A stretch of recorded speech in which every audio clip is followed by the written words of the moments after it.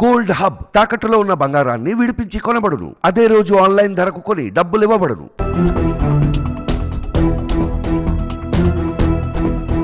నమస్తే, welcome to మనం TV. నేను మీ ప్రియాంక. కేసులు తంటాలు ఓవైపు, అధికారం కోసం ప్రాకులాట మరోవైపు. ఇది అమెరికాలో సాగుతున్న పొలిటికల్ సీన్. ప్రెసిడెంట్ ఎలక్షన్స్ దగ్గరకొచ్చేసే కొద్దీ డొనాల్డ్ ట్రంప్, జో బైడెన్ మధ్య పొలిటికల్ వార్ కీలక దశకు చేరుకుంటుంది. ప్రజల్ని రెండు వర్గాలుగా చీల్చేందుకు ట్రంప్ రెడీ అయ్యారు. నల్ల జాతీయులు, తెల్ల జాతీయుల మధ్య మరింత చిచ్చు పెట్టి గెలుపుపై ఆశలు పెట్టుకుంటున్నారు.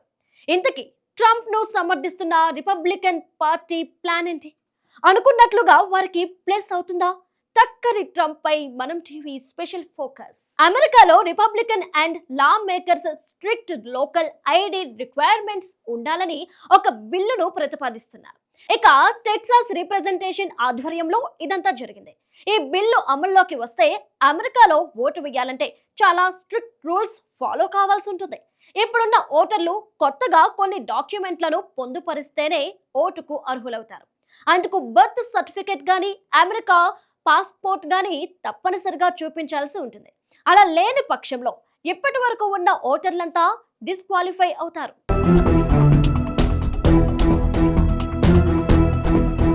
ఇంతకీ స్ట్రిక్ట్ రూల్స్ ఎందుకు పెడుతున్నారని రిపబ్లికన్స్ చెబుతున్న మాటలు ఏంటంటే, అమెరికాలో నివసిస్తున్న వలసదారులు పౌరసత్వం లేకపోయినా ఓటర్లుగా నమోదు చేసుకున్నారన్నది వారి వాదన.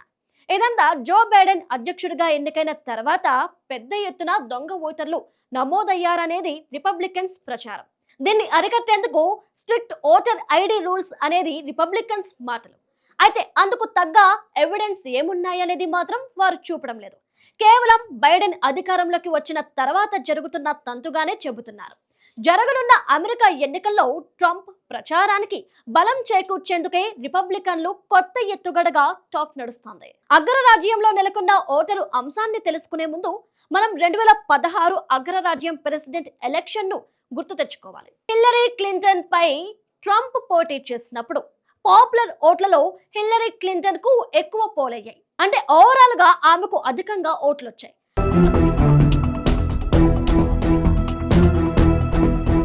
అయితే అమెరికా ఎన్నికల్లో ఎలక్టోరల్ కాలేజ్ సిస్టమ్ అనేది ఉంటుంది. అంటే ఒక రాష్ట్రం ఏ పార్టీకి అయితే మెజారిటీ వస్తుందో మొత్తం ఎలక్టోరల్ ఓట్లు ఆ పార్టీ ఖాతాలోకి వెళతాయి.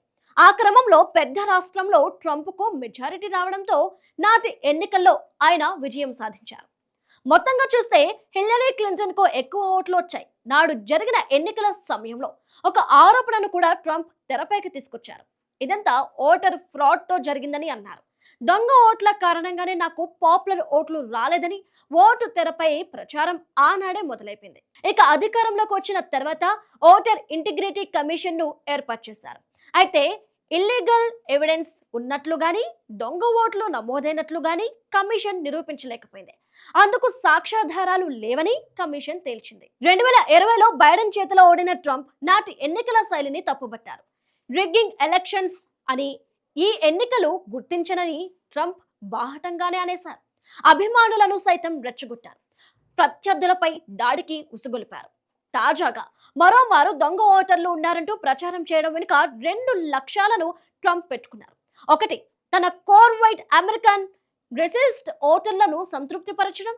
ఎందుకంటే ఇతర ప్రాంతాల నుంచి వలస వచ్చిన Asian Americans, Afro Americans, Mexican వాళ్ళ పట్ల ట్రంప్ వ్యతిరేకం. ఎథనిక్ మైనారిటీస్ పట్ల వ్యతిరేకతతో వైట్ అమెరికన్ రెసిస్టులను ట్రంప్ అట్రాక్షన్ కు అద్దం పడుతోంది. జరగనున్న ప్రెసిడెంట్ ఎలక్షన్స్ లో ఓటు బ్యాంకును తనకు అనుకూలంగా మార్చుకునేందుకు, ప్రజలను తన వైపు తిప్పుకునేందుకు డొనాల్డ్ ట్రంప్ చేస్తున్న ప్రచారం అని చెప్పాల్సిందే.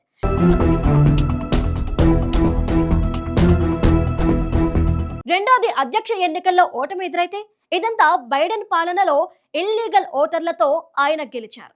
వారంతా అమెరికన్ సిటిజన్స్ కాదని చెప్పడమే ట్రంప్ వేసుకున్న మరో ప్లాన్.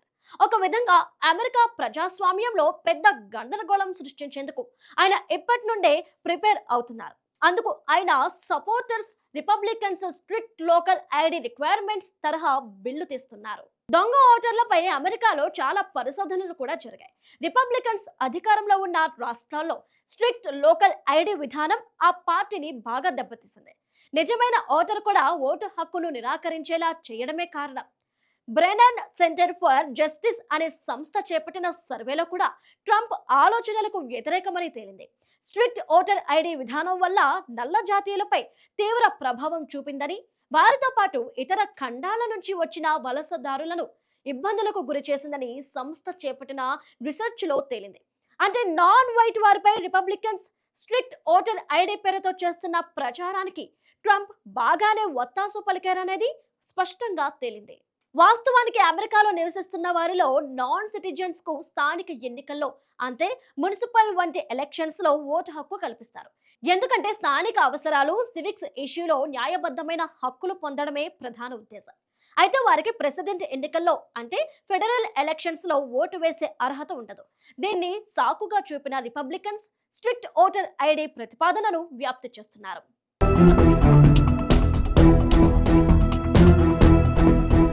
వాస్తవానికి అగ్రరాజ్యం చట్టాలు చాలా కఠినంగా ఉంటాయి. Illegal immigration reforms and immigrant responsibility act అనేది అమెరికాలో ఉంది. 1996లో చట్టంగా తీసుకొచ్చారు. నాన్ సిటిజన్స్, అంటే పౌరసత్వం లేని వారు ఓటరుగా నమోదు చేసుకున్నారని గుర్తిస్తే కఠిన శిక్షలు ఉంటాయి. అలాంటి వారు వెంటనే దేశం విడిచి వెళ్లాల్సి ఉంటుంది. అంతటి రిస్క్ ఎవరూ తీసుకోరనేది కూడా వాదన బలంగా ఉంది. అయితే కొత్తగా తీసుకొస్తున్న స్ట్రిక్ట్ ఓటర్ బిల్లుతో వృద్ధులు నలిగిపోతారు. అమెరికాలో కూడా పాస్పోర్ట్ లేకుండానే జీవించే వారిలో ఏజ్డ్ పర్సన్స్ ఎందరో ఉన్నారు. అలా అని వారిని అమెరికన్స్ కాదని చెప్పలేం. అలాంటి వారు ఇప్పుడు కొత్తగా బర్త్ సర్టిఫికెట్ తెచ్చుకోవడం అనేది కష్టంతో కూడుకున్న పని. ఇలాంటి తరహా చట్టంతో రియల్ ఓటర్స్ నష్టపోతారనేది కొన్ని సర్వే సంస్థలు చెబుతున్నాయి.